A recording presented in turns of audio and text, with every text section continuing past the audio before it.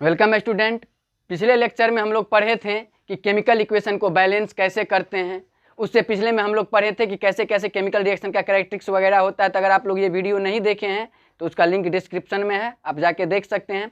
आगे अब हम लोगों को पढ़ना है types of chemical equation.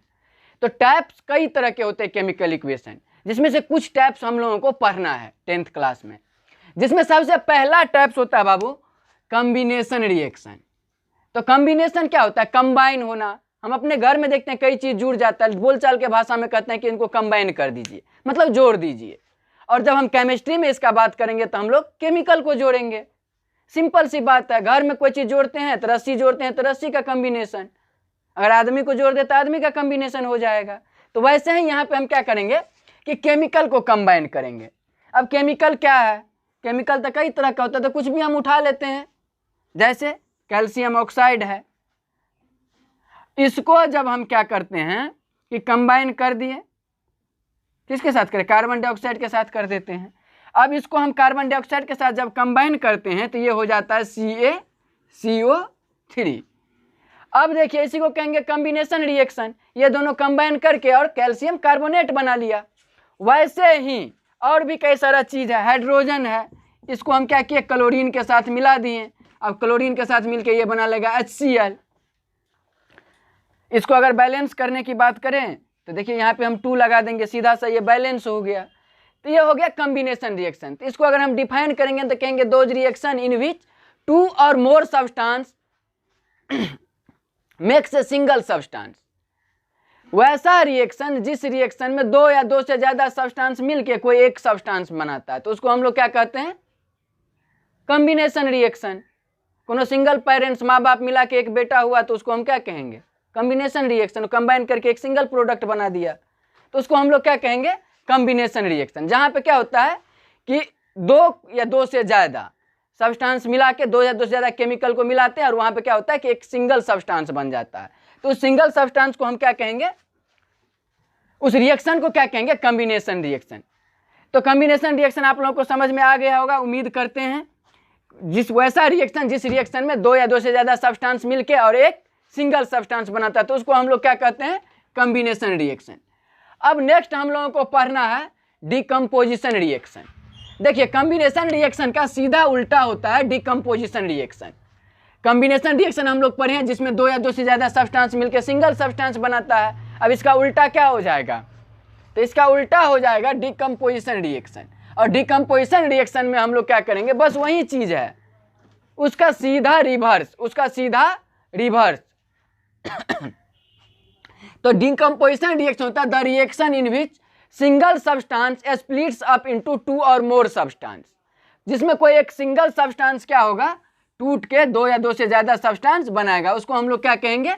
Decomposition reaction. अब इसका एग्जांपल आप लोग देख लीजिए। ये कैल्शियम कार्बोनेट अभी हम बनाए थे, इसको हम लोग क्या करेंगे? हीट कर देंगे। केमिस्ट्री में हम लोग डेल्टा से हीट को डिनोट करते हैं। ये ट्रायंगल की तरह जो होता है हम लोग इसको ट्रायंगल कह देते हैं, लेकिन एक्चुअली में ये डेल्टा होता है। डेल्टा का मतलब होता है चेंज इन।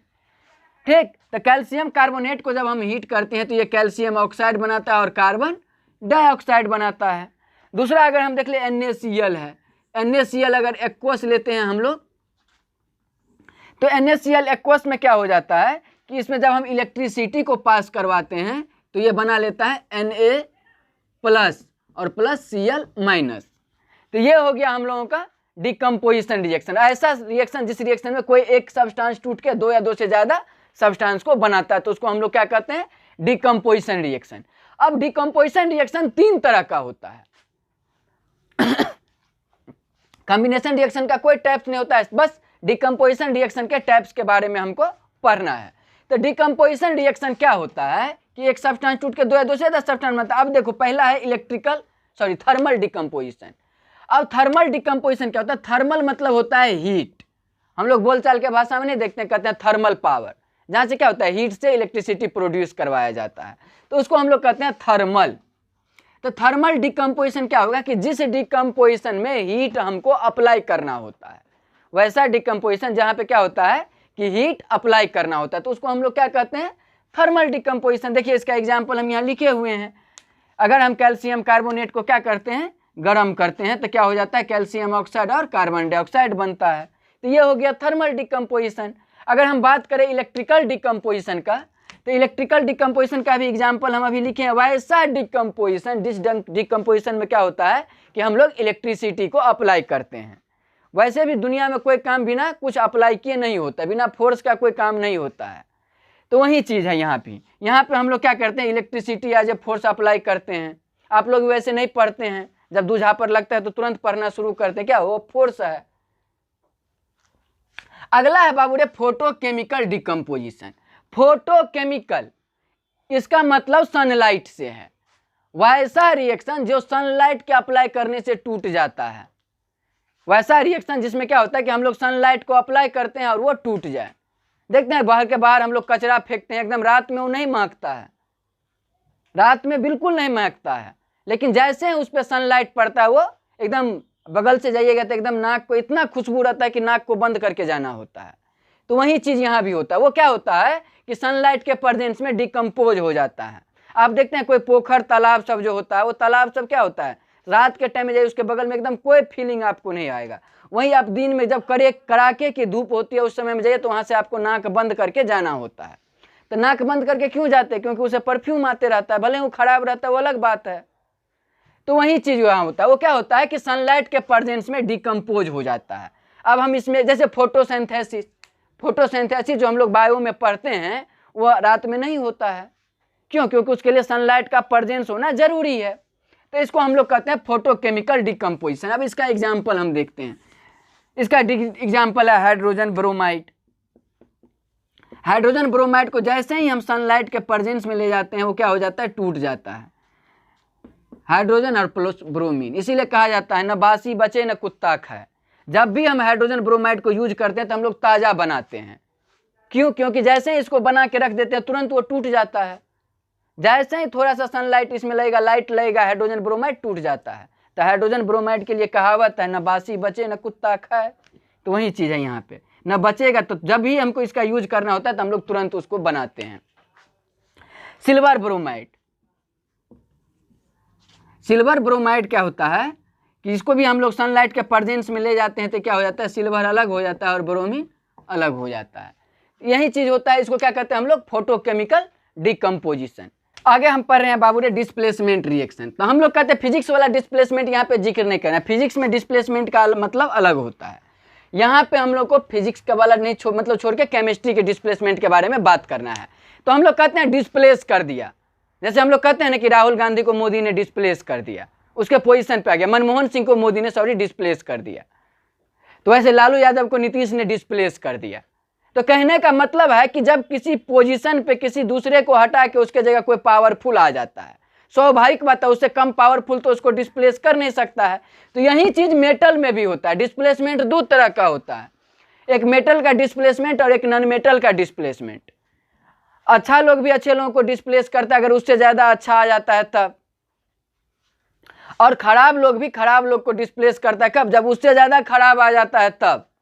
तो वही चीज हम लोग यहाँ पे करने वाले हैं। तब मेटल का डिस्प्लेसमेंट का अगर हम बात करें तो मेटल का एक रिएक्टिविटी सीरीज होता है जो आगे हम आप लोगों को बताएंगे। तो डिस्प्लेसमेंट रिएक्शन में क्या होता है कि more reactive metal less reactive metal को उसके पोजीशन से डिस्प्लेस कर देता है। जैसे हम लोग के परिवार में होता है, अगर कोई बच्चा बैठ के बहुत जरूरी चीज पढ़ रहा है, उनका भैया वहां आ गया, दीदी वहां आ गई, वो बच्चा उठ के खड़ा हो जाता है। तो कहने का मतलब है खड़ा काहे हो जाता है, क्या कि उससे ज्यादा पावरफुल ऑब्जेक्ट वहां पहुंच चुका है।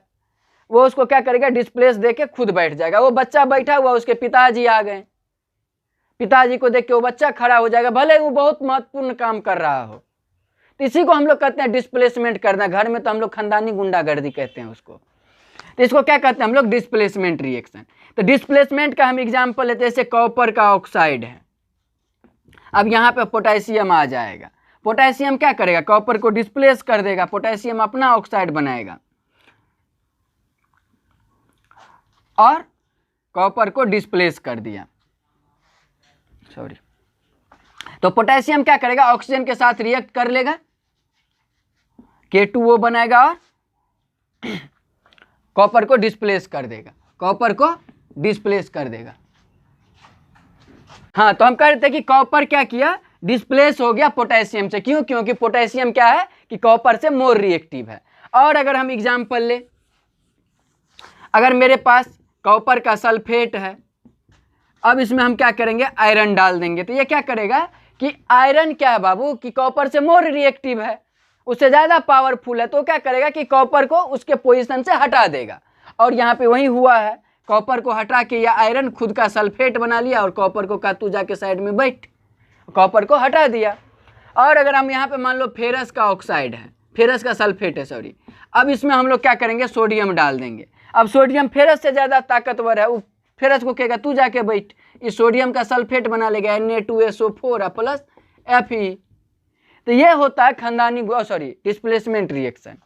तो डिस्प्लेसमेंट रिएक्शन क्या होता है कि more reactive metal less reactive metal को उसके साल्ट सॉल्यूशन से डिस्प्लेस कर देता है, तो उसको हम लोग क्या कहते हैं, डिस्प्लेसमेंट रिएक्शन।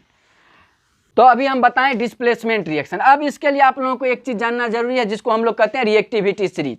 तो अगले वीडियो में हम बता देंगे आप लोगों को रिएक्टिविटी सीरीज क्या होता है। और जैसे अभी हम डेल्टा को यूज किए, कहीं पे अगर हम NaCl लिखते हैं भैया तो कहीं पे लिख देते हैं ये एक्वस है, कहीं पे हम NaCl लिख देते हैं तो लिख देते हैं कि ये सॉलिड है। तो ये सारी चीज़ जो सिंबॉलिक रिप्रेजेंटेशन होता है, केमिकल रिएक्शन को हम लोग मोर इन्फॉर्मेटिव कैसे बनाते हैं, केमिकल रिएक्शन किन किन बातों से इफेक्टेड होता है, वो अगले वीडियो में हम बताएंगे। उसके बाद फिर हम उसके आगे या उसी वीडियो में देखेंगे कि डबल डिस्प्लेसमेंट, प्रिसिपिटेशन, न्यूट्रलाइजेशन और रेडॉक्स रिएक्शन क्या होता है। तो चलिए आज की सभा यहीं समाप्त करते हैं। जय हिंद।